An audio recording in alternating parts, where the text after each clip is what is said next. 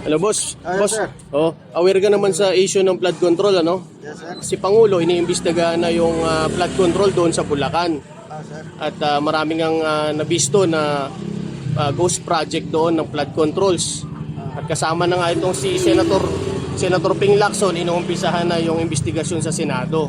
Sir. Oh, dahil nga patuloy na binabaha itong mga lugar na to, wala naman palang nagawang mga flood control. Naku, delikado yan, sir.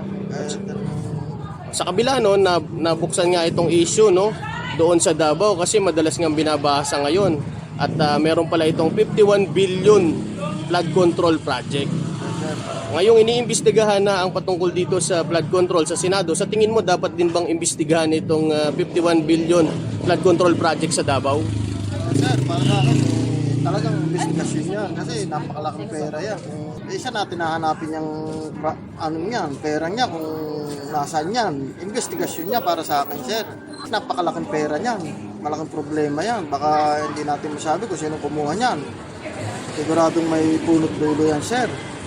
Pinakaulo niya, pinakautak. Yun ang kailangan maimbestigahan dyan kung sino man kumuha ng pera na yun, sir.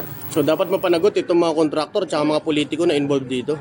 Sigurado yan, sir. Kung maalaman nilang totoo, kailangan panagutan nila yan. Pera-pera yan, sir. Kailangan malaman natin ang katotohanan. Investigasyon talaga yan, sir.